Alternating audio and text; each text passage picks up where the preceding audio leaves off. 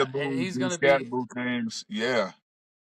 I look at their backfield I potentially love the pick. being they're potentially that old school Tampa Bay Mike Allstott Ward Dunn tandem. Like smash and dash. I love the pick. I love the pick. I love the way they complement. They have the potential to complement each other. And then you have Malik Neighbors out there. I have no beef with that. I have no beef Lindell with White, Chris Johnson. that. Lindell White never. All right, Okay, so okay, I here are my guess. winners. Lindell White was good at Lindell White things, Sir, yes, and sir. that didn't always mean Perfectly on the put. football field. Perfectly put. Sir, yes, sir. My losers. That's politically correct answer, sir. We're in 2025. My losers for this draft, or for the NFC East, is the Washington Commanders. Okay. They got the kid out of Virginia Tech, Jalen Lane. So who does Washington have right now? They have Terry McLaurin.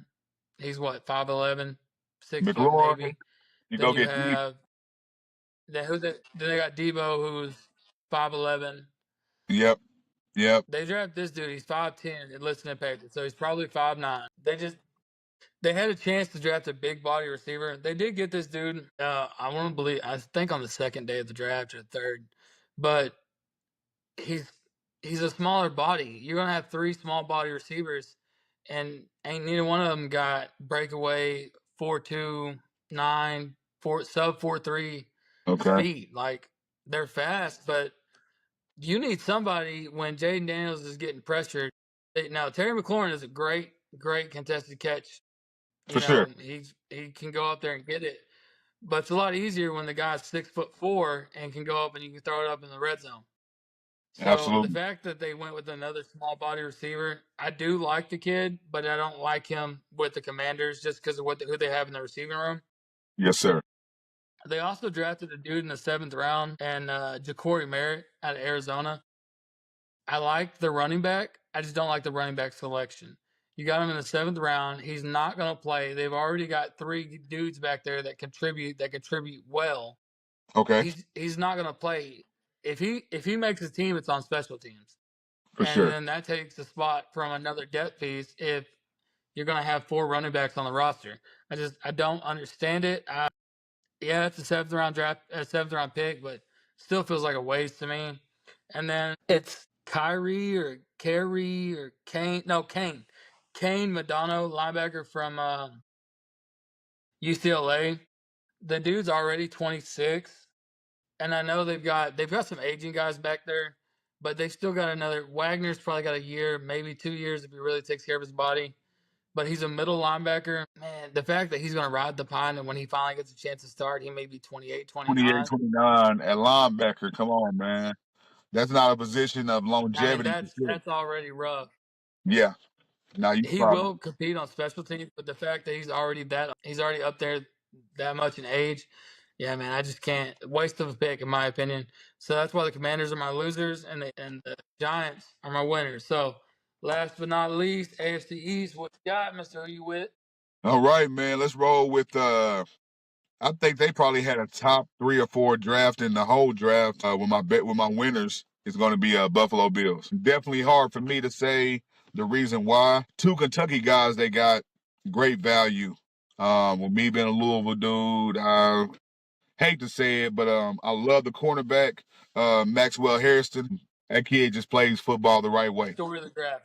Man, and like I said, and a baller, man. Like I said, he can really play the corner position, man. So you look at Buffalo, they went real defense heavy, and I definitely respect that from the standpoint. Last year, you get Keon Coleman. Everybody had questions on what would life be after Stephon Diggs, but Keon Coleman, Shakir, the way they use the tight ends, Kincaid, and Dalton Knox, the way they use those guys. Yes. I think they did what they needed to do and really address defense. So you go cornerback at the first with your first round selection. They come back, trade up in the second round to get big TJ Sanders, a true one technique. He's right there getting ugly in the trenches. They're later. They traded back up into the second round, for Landon Jackson. And this kid I've followed for some years because he was so damn awkward coming out of high school.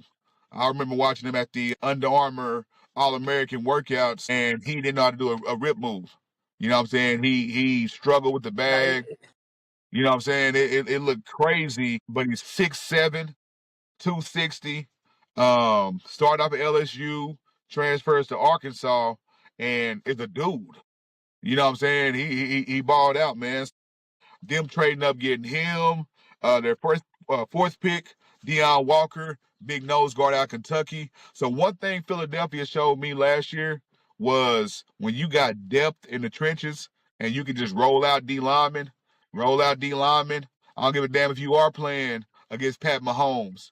Man, constant pressure, bust pipes. So the way they set their draft up, man, I loved it. You got two DBs, a fifth rounder, and Jordan Hancock out of Ohio State. And then you got in the sixth round, you got Dorian Strong, who was one of the captains at Virginia Tech. So you got three corners who can all make your roster and be some big time depth pieces.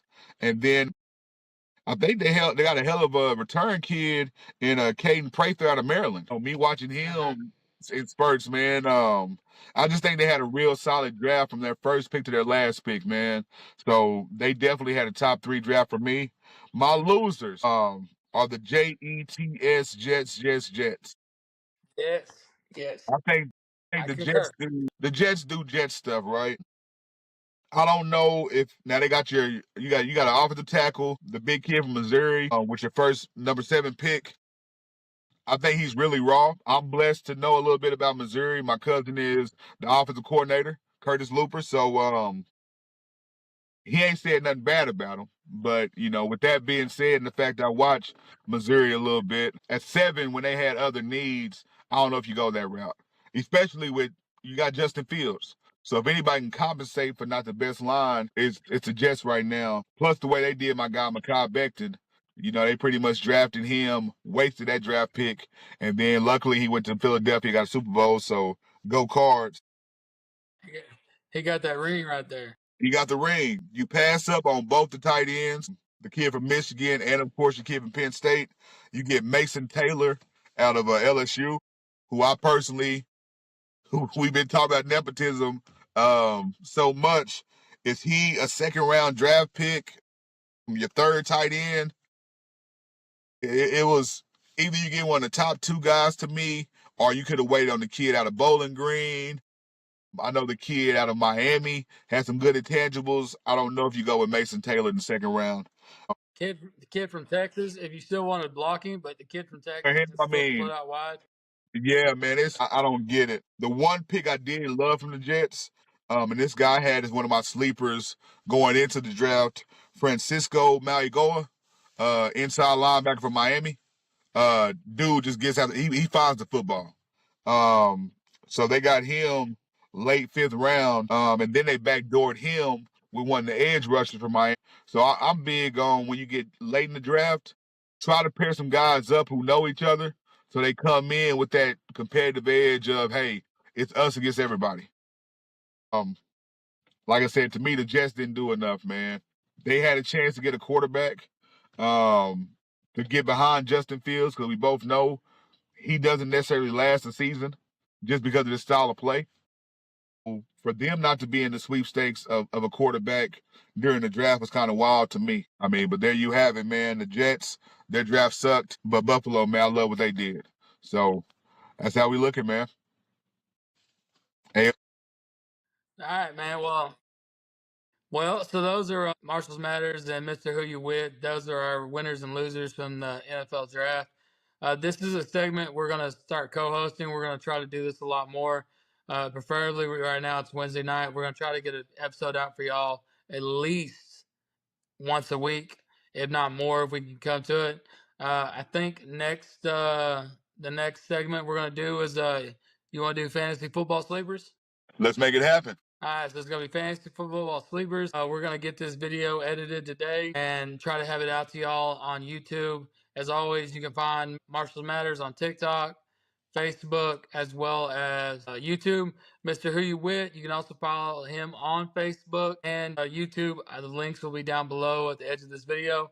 So once again, man, thank y'all for watching. Have a blessed day.